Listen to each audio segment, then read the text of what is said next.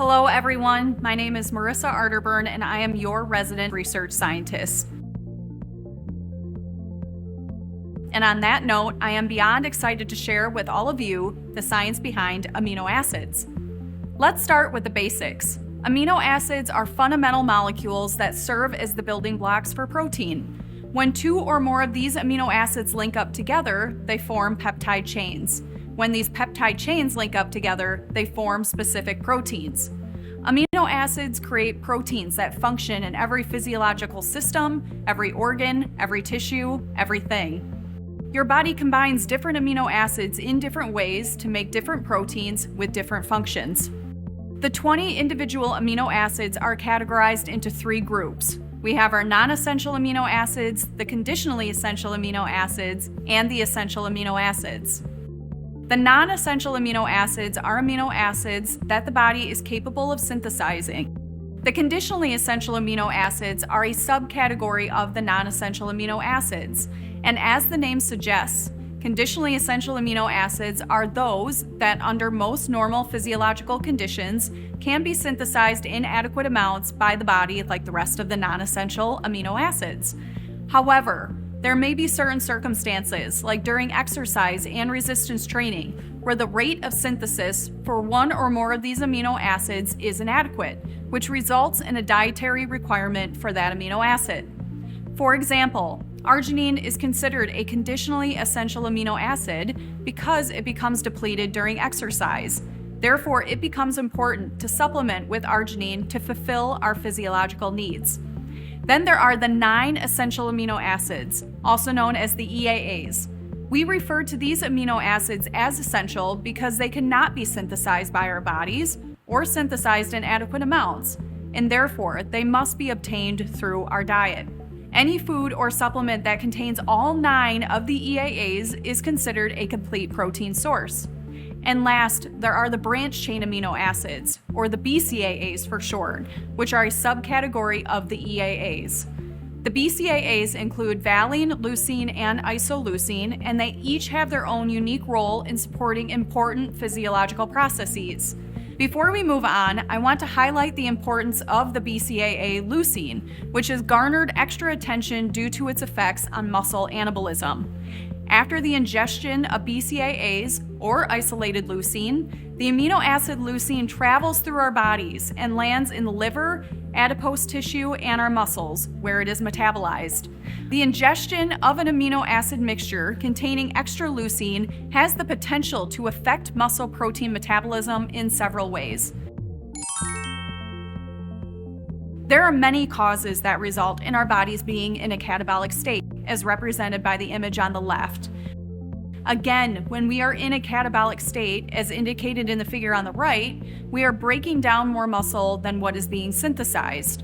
In a catabolic state, our bodies are pulling any and all available amino acids from our plasma to help and support and fuel our bodies. If there are inadequate amounts of EAAs available in our plasma, our bodies will start to release amino acids from our muscle tissue, and this creates a negative muscle protein balance. During exercise, our muscles are already experiencing stress and damage because as we exercise, we are expanding and contracting our muscles continuously, and this repetitive action causes tiny microscopic tears in our muscle tissue.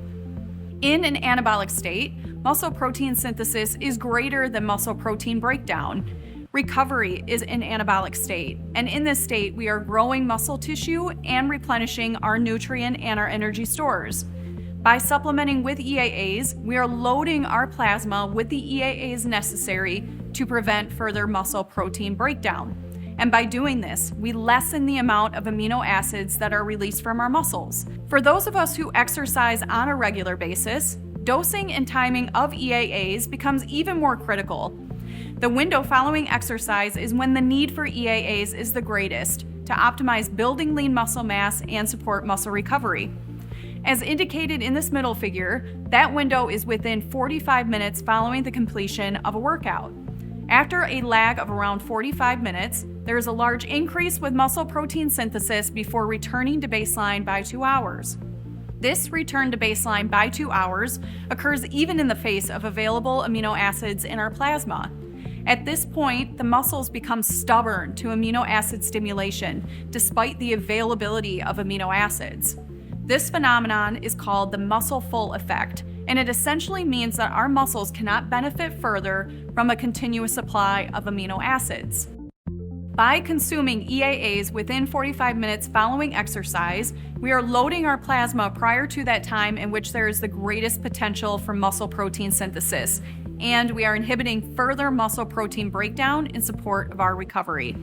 And this is why EAAs are so important for those of us who exercise, because this window following exercise is so small, yet it is so critical.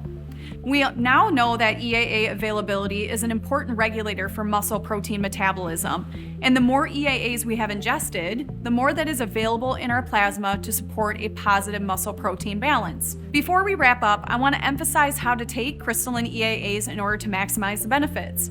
On days when you are exercising, it is best to consume EAAs within 45 minutes following the completion of a workout. On non-exercise days, it is recommended to consume EAAs in between meals. As I said previously, our muscle protein is in a constant state of turnover, meaning new muscle protein is continuously being produced while older muscle proteins are being broken down, and this is regardless of us exercising. Those of us on a weight loss journey are losing muscle mass as we lose weight.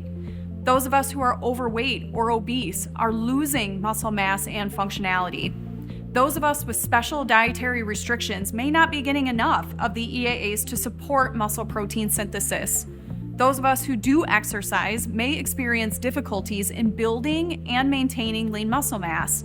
And unfortunately, all of us are losing muscle mass as we age.